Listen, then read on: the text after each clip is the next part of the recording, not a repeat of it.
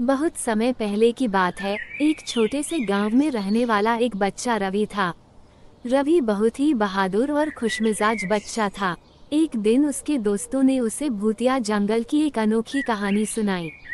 कहानी में कहा गया कि गांव के पास एक भूतिया जंगल है, जहां रात में भूतों की आवाजें सुनाई देती हैं। लोग कहते हैं कि जंगल में अगर कोई रात को जाता है तो उसे भूतों की चीखें सुनाई देती हैं और वहां का सफर बहुत खतरनाक होता है। रवि यह सुनकर बहुत रोमांचित हुआ।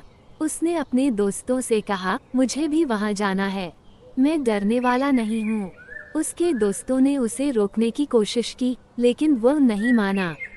उस रात रवि अकेले जंगल की ओर निकला।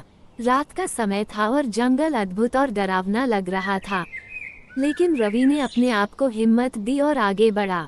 धीरे धीरे रवि जंगल की गहराई में चलता गया। बारिश की बूंदें गिरने लगी और हवा भी ठंडी पड़ने लगी। रवि को डर लगने लगा, लेकिन वो अपने लक्ष्य को नहीं भूला। अचानक रवि ने एक भूतिया घर देखा। घर के बाहर लटकते झूले देखकर उसके हाथ पैर कांपने लगे, लेकिन उसने फिर अपनी हिम्मत जुटाई और घर के अंदर चला गया। घर के अंदर रवि को अचानक एक आवाज सुनाई दी। कौन है? उसने पूछा, लेकिन कोई उत्तर नहीं मिला। फिर से उसने सुना, कौन है? ये सुनते ही रवि के हाथ पैर ठंडे पसीने से भीग गए। धीरे धीरे रवि ने आवाज की ओर बढ़ाते हुए कहा, मैं रवि हूँ।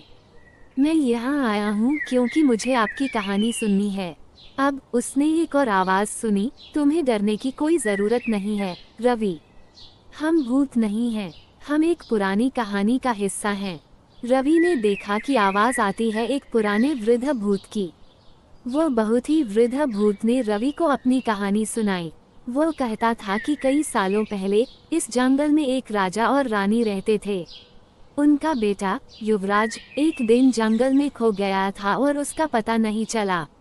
राजा रानी ने उसकी खोज की, लेकिन वो कहीं भी नहीं मिला। उन्होंने तब जंगल को भूतिया कहा और लोगों को डराने लगे।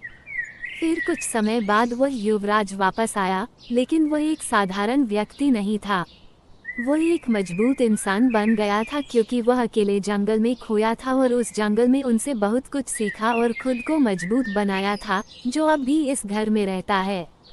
वह वापस कभी अपने महल नहीं गया। लोगों को यह नहीं पता था और वे सोचते थे कि जंगल में भूत हैं।